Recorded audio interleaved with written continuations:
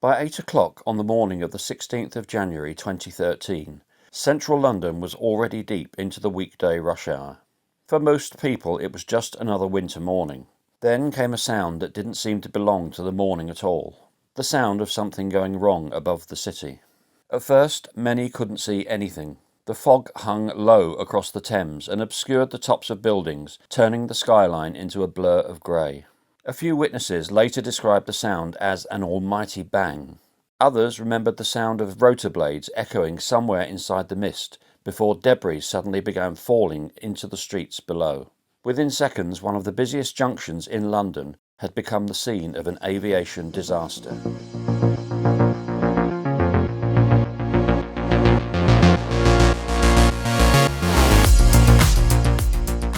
That Wednesday morning, London was awake but taking its time to come alive. Headlights glowed softly through the mist as traffic moved slowly through Vauxhall. Buses pulled in and out of the station. Commuters crossed the roads beneath the railway lines with collars turned up against the cold, thinking about work, home, the night before, and resigning themselves to the familiar rhythm of another busy day. The bus station was busy. The roads around the one-way system were filling, and above the south bank of the Thames, one of London's newest towers was starting to rise into the grey. St George Wharf Tower, sometimes called Vauxhall Tower, a tall residential building under construction, stood beside the river with a crane fixed high above it. On a clear day it was impossible to miss, but this was not a clear day. And somewhere within that reduced visibility, a helicopter was making its way across the city. The Agusta A109 helicopter, registration Golf Charlie Romeo Sierra Tango, was owned by Castle Air Charters of Cornwall and leased to executive aviation operator Rotor Motion. At the controls was Captain Pete Barnes, a highly experienced helicopter pilot. He had flown commercially for years, worked in demanding conditions, and was known not as a novice or a reckless risk-taker, but as someone deeply familiar with aviation and the pressures that came with flying in difficult environments. Barnes had previously flown for the Warwickshire and Northamptonshire Air Ambulance out of Coventry Airport. That morning he'd taken off from Redhill Aerodrome in Surrey. His planned destination was Elstree, north of London, where he was due to collect a passenger before flying onward. Among those expecting the flight that morning was businessman Richard Caring, owner of the Ivy Restaurant Group, who was due to be collected before travelling onward to a shoot involving one of the Queen's cousins. But from the beginning the weather was a concern. London and the surrounding area were affected by low visibility, patches of freezing fog and low cloud. Before the flight there had already been discussion about whether the journey should go ahead at all. During the later inquest, evidence emerged that Barnes had exchanged text messages with Caring shortly before the crash. One message, received at around 7:55 that morning, prompted Barnes' decision to divert towards Battersea rather than return directly to Redhill. Caring himself strongly denied placing any pressure on the pilot to fly. Giving evidence to the jury, he later insisted he'd done everything possible to discourage the journey in the worsening weather, saying he'd done everything other than steal his keys. But the inquest also heard evidence suggesting Barnes had been uneasy about the flight from the beginning. One former colleague later told jurors that Barnes had spoken of feeling under extreme pressure, both from his employer and the client, to complete the job. Another said he believed Barnes may have decided to give it a go, despite not really wanting to fly that morning. The jury would later conclude that, although no direct pressure may have been intended, the expectations surrounding an important client within a small charter operation may still have influenced the decisions made that day. The aircraft departed Redhill, where conditions were suitable for takeoff, and headed north. But as it approached Elstree, the situation changed. The weather there was not good enough for a safe landing. The pilot could not get in. In that moment, the flight shifted from a planned journey into a series of decisions made under pressure, in poor visibility, over one of the most congested cities in the world. At first, Barnes requested clearance to return to Redhill. But then came another possibility. London Heliport at Battersea was open. The heliport sits beside the Thames, just west of Vauxhall, and for a helicopter already over London, it offered an alternative landing site. Barnes asked air traffic control to confirm whether Battersea was available, and when told it was, it appears his intention became to divert there. On paper, that decision may have seemed reasonable, but in reality, it placed the helicopter into a difficult environment. The aircraft was descending towards the river under what's known as Special Visual Flight Rules, or Special VFR, a procedure that allowed the helicopter to continue flying visually through London's controlled airspace, despite the worsening weather. But even under those conditions, the pilot still needed to remain clear of cloud and maintain visual contact with the world around him. As he approached central London, that became harder and harder to do. Below him was the Thames. To one side, Vauxhall Bridge. Ahead and around him, buildings, cranes, routes, restrictions, radio instructions, and the constant workload of flying a helicopter in marginal conditions. At St George Wharf, the tower crane was known to the aviation system. Its presence had been notified through a NOTAM, a notice to airmen. But the building and crane were not included in the helicopter's obstacle database. The aircraft's GPS mapping did not show the new tower as an obstacle in the way a pilot might have expected. Witnesses later said the upper sections of the tower disappeared into the fog completely, with the crane itself barely visible from the ground. Although the crane was fitted with red aviation warning lights powered by solar batteries, regulations at the time only required those lights to operate during darkness. By the morning of the crash, they had automatically switched off, despite the freezing fog still obscuring visibility across much of the city. And in weather like that, what was visible one second could vanish the next. At 7:59 a.m, air traffic control cleared the helicopter to divert to London heliport. The exchange was calm, routine, ordinary in tone. The final words from the helicopter were simple. "Thanks a lot." Then the aircraft began a right turn. It was a small manoeuvre, the kind of turn made countless times in controlled flight. But this time it carried the helicopter towards St George Wharf Tower and the crane attached to it.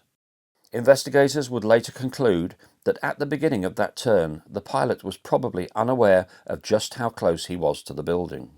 The crane stood high above the development, its jib stretching out into the mist. The helicopter was flying at roughly 700 feet above mean sea level. In clear conditions, there may have been time to see and avoid it, but in the low cloud and fog, the margin disappeared. Seconds later, the helicopter struck the crane. The collision was catastrophic. The rotor blades and structure of the aircraft were damaged instantly. Parts of the crane were torn away. The helicopter, now uncontrollable, fell from the sky towards the street below. Parts of it struck the roof of 2 shops before crashing to the ground. Normally, the crane operator would have already been inside the cab high above the city by that time of the morning. But on the 16th of January, he had arrived late and was still on the ground when the helicopter struck. The delay almost certainly saved his life. For those on the ground, there was almost no time to understand what was happening. Witnesses described hearing a sudden, violent sound from above, followed by debris falling through the mist. Then came fire. Burning wreckage scattered across the roads around Vauxhall. Cars were left damaged or engulfed in flames as pieces of the helicopter lay across the junction beneath the collapsing fog.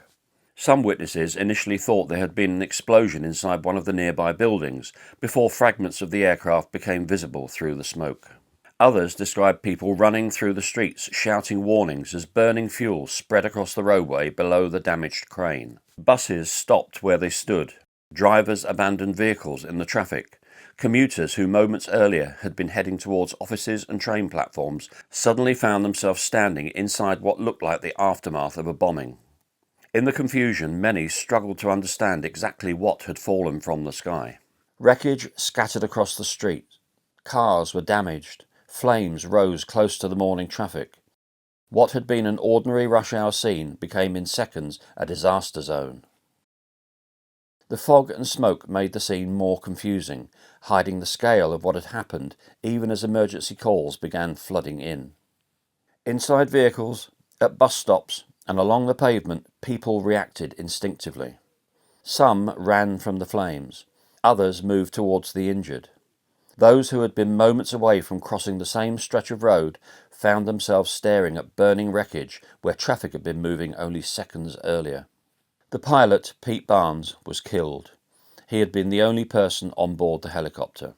On the ground, 39-year-old Matthew Wood was also fatally injured after being struck by falling debris and engulfed in the fire that followed. He had simply been walking to work when the helicopter came down. His death gave the tragedy a second devastating dimension. This was not only an aviation accident involving a pilot and an aircraft, it was a London street at rush hour, and one of the victims had simply been going about his morning. 12 other people were injured. 5 were taken to hospital, while others were treated at the scene. Given the location, the timing and the density of traffic and pedestrians, many would later reflect on how much worse the disaster could have been. The emergency response was immediate. London Fire Brigade, paramedics, police officers and other emergency crews converged on Vauxhall. They were faced with fire, wreckage, damaged vehicles, debris from both the helicopter and the crane, and the risk that further material could fall from the tower above. Roads were closed, the bus station was shut down, rail and underground services were disrupted. The whole area around Vauxhall was effectively frozen, and hundreds of residents and workers from nearby buildings were evacuated. Above them, the damaged crane remained hanging over Vauxhall, its structure compromised by the impact, while spilled aviation fuel fed fires below. Specialist teams had to assess the structure and plan the difficult work of making it safe. In the days that followed, large parts of the area remained closed, while engineers and recovery crews dealt with the aftermath. But for investigators, the central question was already forming. How had an experienced pilot flying a capable helicopter come to collide with a crane in central London? The Air Accident Investigation Branch began its work the same day. Inspectors arrived at the scene late that morning, and over the months that followed, they pieced together the final flight in detail. They found no evidence that a pre-existing technical defect had caused or contributed to the accident. The aircraft had not simply failed in the sky. This was not an engine failure, not a fuel starvation event, not a mechanical collapse that left the pilot with no options. Instead, the investigation focused on visibility, workload, airspace, obstacles and decision-making. Pete Barnes was properly licensed and qualified. He knew there was freezing fog over London, and he knew Elstree might be affected by it. The AAIB concluded that he was probably unable to remain continuously clear of cloud as he approached Vauxhall Bridge. That mattered because under the rules he was operating by, visual contact with the environment was essential. A helicopter pilot in those circumstances has to see and avoid obstacles. But the very thing needed most, clear visibility, was being taken away. The crane itself had been notified, but the wider system around tall obstacles in London came under scrutiny. St George Wharf Tower was outside certain safeguarded areas, meaning there was no fully effective process to anticipate how new tall structures might affect existing helicopter routes and procedures. The building was eventually added to obstacle data, but the AAIB found that this happened by coincidence rather than through systematic process. In simple terms, London's skyline had changed, but the system surrounding low-level helicopter flight had not fully kept pace with that change. There was also the issue of cockpit workload. In the final moments, Barnes had been cleared towards London Heliport and instructed to change radio frequency.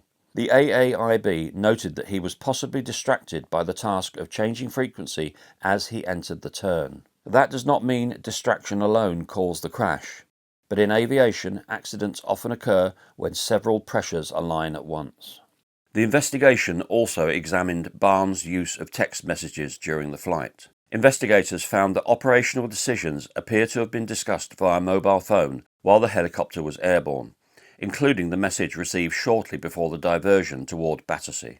The AAIB noted that mobile phones could distract pilots from their primary task, particularly in already demanding flying conditions. Although investigators could not determine whether texting itself directly contributed to the crash, the communication formed part of the wider picture surrounding the pilot's workload and decision-making that morning. The later inquest also examined the wider pressures surrounding the flight that morning.